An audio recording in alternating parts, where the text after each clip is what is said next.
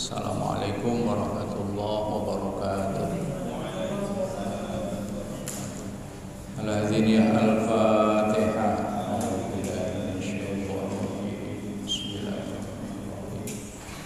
Alhamdulillahirabbil alamin arrahmanir rahim. Iyyaka na'budu wa iyyaka nasta'in ihdinas mustaqim shiratal ladzina an'amta 'alaihim ghairil maghdubi 'alaihim waladdallin. Bismillahirrahmanirrahim. Faslun ai hadza utawi iki iku faslun ana pasal pembahasan fit taubati ing dalem nerangake taubat. Taubat ya, ora tobat ya. Nek ora malah tomat ya. Tobat terus kumat. Kala ngendika sapa Kanjeng Nabi alaihi muga iku tetep ing atase Kanjeng Nabi as-sholatu utawi tambahi rahmat ta'dzim wassalamu lan keselamatan. Ngendikane ya Aliyu wahai Ali. Jadi Nabi berkata, berpesan, berwasiat kepada Ali, la taubata, ora ana taubat iku maujud. Iki nek biyen belajar jarene la allati linafyil jinsi, menghilangkan seluruh jenis. La taubata ora ana taubat iku maujud litaibi keduwe wong sing taubat hatta yaghsila sehingga ngresiki sapa taib batnahu ing wetenge taib minal harami saking perkara sing haram.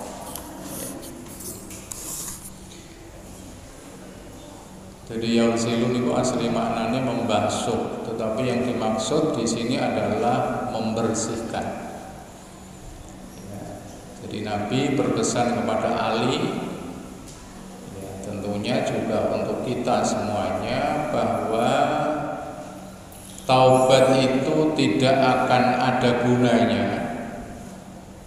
jika yang dimakan tetap barang-barang yang haram. Wis taubat, wis istighfar, wis macam-macam gitu. Tapi kalau yang dimakan perutnya itu masih isinya barang-barang yang haram, maka taubatnya itu kalau di sini diistilahkan la taubata. Tidak ada gunanya taubat itu. Nek wong Jawa ki ngarani muspro. Sehingga ya kalau kita taubat ya harus dibersihkan semuanya. Kalau di sini disebut sumber makanannya harus halal sehingga taubatnya diterima.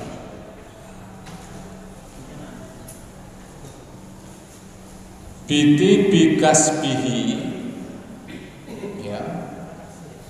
Ini yang dimaksud yang silabatnahu itu.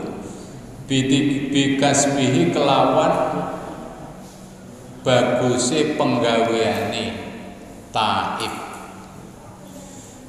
Jadi yang dimaksud membersihkan perutnya dari barang-barang yang haram itu maksudnya apa yang dihasilkan dari hal-hal yang baik, hal-hal yang thayyib, hal-hal yang bersih. Jadi usahanya juga baik sehingga apa yang nanti masuk ke dalam perutnya itu juga hal-hal yang baik, thayyib, tib thayyib. Jadi menjadi pengingat ya. Jadi kalau yang kita makan baik, kalau kemudian jadi sperma, kemudian jadi anak juga anak-anak yang baik. Tapi kalau yang kita makan itu makanan yang haram, baik zatnya ataupun caranya, maka keturunan kita juga menjadi keturunan yang tidak baik. Oleh karena itu sumber makanan itu menjadi sangat pokok dan menjadi kajian yang penting di dalam agama kita. Ya Ali, wahai Ali, ya, ini pesannya Nabi lagi. Idza lam yakun, nalikane ora ana sapa al alimu wong sing alim, wong sing ngerti, iku taqiyan wedi maring Gusti Allah. Bahasa yang paling mudah ya takwa. Dhallat mongko dadi peteng utawa dadi nyasarke apa mau idzatuhu pitutore alim.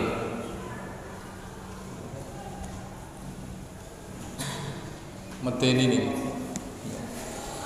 Jadi orang alim kalau tidak bertakwa, maka apa yang disampaikan itu menjadi sesuatu yang justru menggelapkan. Menggelapkan itu nanti maknanya bisa macam-macam ya. Tidak diterima oleh pendengarnya, tidak diterima oleh orang yang diajak bicara itu. Karena apa? Karena orang yang tidak bertakwa. Ya nanti pada akhirnya ya hanya sekedar, kalau kita ya dibaliknya omongan lah omongan mutlak kayak gitu. Karena orangnya apa? Orangnya tidak bertakwa. Jadi kalau orang tidak bertakwa berarti kan hanya pinter tapi perilakunya menyimpang dari yang dia pahami. Maka harus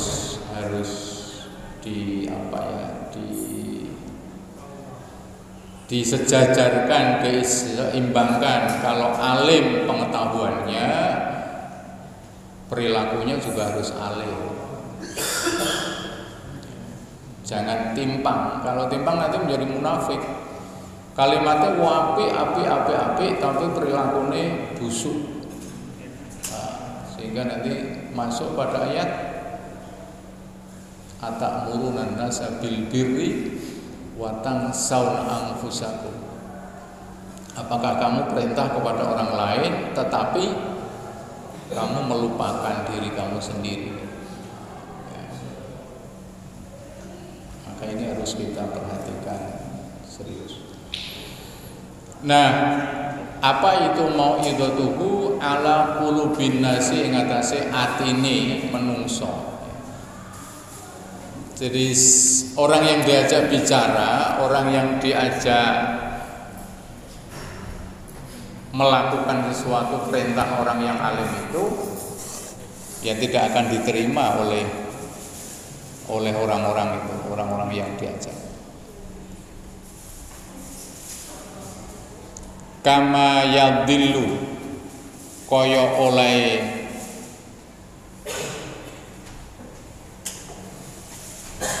iki maknane sing enak niku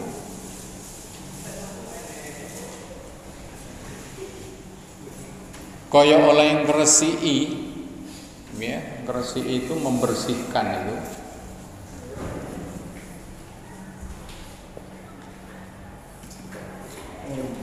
Apa al-qatru tetese udan ya ala bidin namami ing atase ndoke manuk suwari wasofa lan manuk kemloso. Ora ngerti niki apa niku manuk kemloso, manuk suwari. Tapi maksudnya begini. Jadi kalau yang disampaikan oleh orang-orang yang alim tetapi tidak bertakwa sehingga tidak diterima oleh orang yang diajak bicara itu atau orang yang tidak didakwai itu seperti hujan yang membersihkan kotoran yang ada di atas telur. Di atas telur. Jadi ini misalnya rondok itu terus enten kotorannya. Ini tadi kan hujan deras. Kalau hujan deras itu kemudian menimpa telur ini, maka kotorannya itu akan bersih. Maksudnya bersih apa? Apa yang disampaikan oleh orang-orang yang alim itu sama sekali tidak akan membekas di hati orang itu. Ya, orang-orang yang alim tapi tidak bertakwa itu omongannya ya hanya sambil lalu saja, selesai itu. Tidak ada yang menempel sama sekali. Kan jadi sia-sia. Oleh karena itu ini pesannya kepada kita semuanya ya, kalau kita ngomong setidaknya kita sudah menjalankan. Ya, sama seperti yang disampaikan Nabi ya, shollu kama ra'aitumuni usolli. Sholatlah kalian sebagaimana kalian melihat sholat saya. Berarti Nabi sudah sholat, baru para sahabatnya melihat kamu sholat itu seperti saya ini loh. Jadi intinya kalau jenengan perintah itu jenengan harus melakukan terlebih dahulu.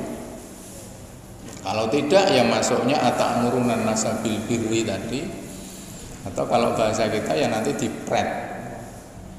Jenengan ngongkon anaknya sholat lang, jenengan mainan HP, ndelok TV, anaknya mesti bantah. Alah pake koyo ngono ngongkon tetapi tidak melakukan.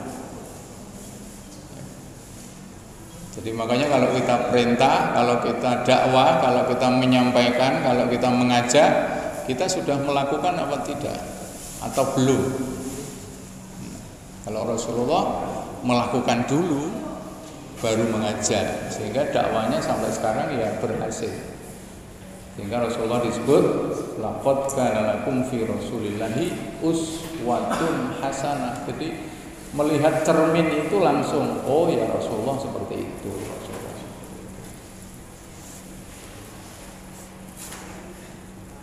Lanjutnya, Bismillahirrahmanirrahim. Ya Ali, wahai Ali, idza madha nalikane lewat alal mukmini ngatasé wong sing beriman apa arbauna 40 apane sobahan isuke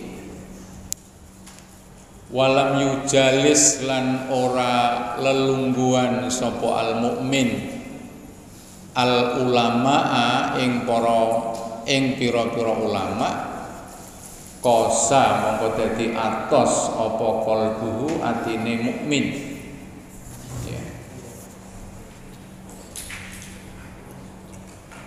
Wajah surah lan nglakoni sapa mukmin alal kabairi ing atase pira-pira dosa gedhe. Jadi kalau ada orang mukmin selama 40 hari tidak pernah bersanding dengan ulama. Bersanding itu maknanya orang linggih, jejer niku ora. Tapi yang ngrungokke kajiane, ngrungokke ngajine, ngrungokke pesen-pesene gitu, maka orang itu hatinya akan keras. Ya. Hatinya akan keras, kosa. Makanya dengan mau dengan surat Al-Baqarah itu enten ayat a'udzubillahi minasyaitonir rajim. Summa qasat qulubukum min ba'di dzalika fahiya kal hijarati aw asyaddu qaswah. Itu gambaran dari hatinya Bani Israel, Pak Ibrahim. Jadi dikasih tahu sama Nabi Musa kesana kemari tidak nurut, malah hatinya kemudian mengeras. Bahkan di situ disampaikan fahiya kal hijarah au asyaddu qaswah. Jadi hatinya itu lebih keras daripada batu. maka ada istilah kepala batu. Nah, saya baca tafsirnya Profesor Quraisy itu, tafsir Al-Misbah itu disebut kenapa Al-Quran menggunakan terma batu, tidak menggunakan terma besi. Itu katanya yang saya baca. Jadi kalau batu digodok atau dipanaskan dalam suhu apapun, ini keterangannya nanti bisa dikonfirmasi sama Pak Bondan. Itu katanya tidak bisa meleleh, Pak Bondan. Benar apa? Tapi kalau besi dipanaskan dalam suhu tertentu itu bisa meleleh. Sehingga itu saya cocokkan dengan kisahnya Mbok Rondo, Pak Bondan. Mbok Rondo yang hidup pada zaman Umar bin Khattab itu, ceritanya kan Umar pernah sidak kemudian ketemu dengan Mbok Rondo yang anaknya nangis. Kemudian Mbok Rondo itu menyalakan api sama tungkunya itu ada air di dalam itu. Ketika ditanya terus sama anaknya itu, belum matang. Ya di situ kemudian ditulis itu di tafsir itu bahwa katanya batu dipanaskan dalam suhu apapun tidak akan meleleh. Tetapi kalau besi meleleh. Makanya Al-Quran memakai istilah hijarah. Benar apa nih Pak? Kira-kira? Betul. Jadi batu tidak akan meleleh, tapi kalau besi meleleh. Nah itu kemudian disimpulkan bahwa hatinya Bani Israel itu masih lebih keras daripada batu. Kan medeni. Artinya apa? Tidak mau menerima pesan apapun yang disampaikan oleh Nabi Musa. Maka di sini ya tepat ini kalau yang disampaikan Rasulullah. Kemudian kalau kita konfirmasi ke Al-Quran ayat itu, berarti sama-sama ini kosa dengan kosat itu sama. Makanya supaya tidak keras itu kemudian di sini diingatkan selama 40 hari ya kita setidaknya ada beberapa hari yang kita dekat-dekat dengan ulama. Kita ngaji apa ning Mbah Yai Haris, apa ning Mbah Munif, apa ning Mbah Ibrahim ya. Itu yang penting kita mendekat-dekat dengan ulama. Tapi ya jangan dimanai, misalnya 40 hari yang penting aku jipuk beberapa hari itu. Ini hanya apa istilahnya, istilah. Pokoknya selama 40 hari kok orang itu tidak pernah dekat-dekat dengan ulama, mendengarkan ngaji atau apa, ya dia pasti hatinya akan keras.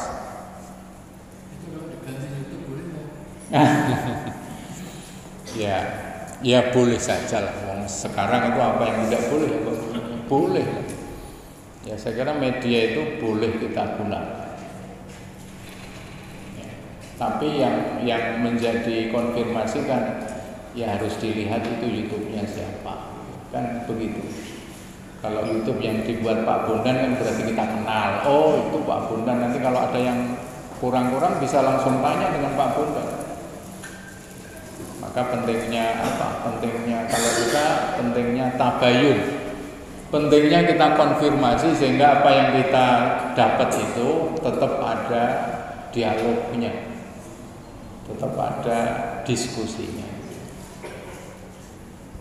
Kemudian dikatakan li'annal ilma, karena saat temani ilmu iku hayatul qalbi, sesuatu yang bisa menjadikan hati hidup.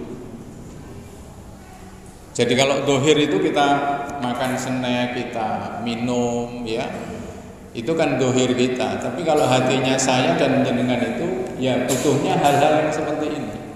Ada makanan-makanan, asupan-asupan, ada nutrisi-nutrisi yang harus kita raih. Nah nutrisi itu ya dari para guru itu tadi, para kiai, para ulama dan sebagainya. Ini pesan yang kedua Nabi kepada Ali ya, pentingnya kita tolabul ilmi, mencari ilmu. Ya Ali wahai Ali, innallaha satamni Allah iku la yastahi,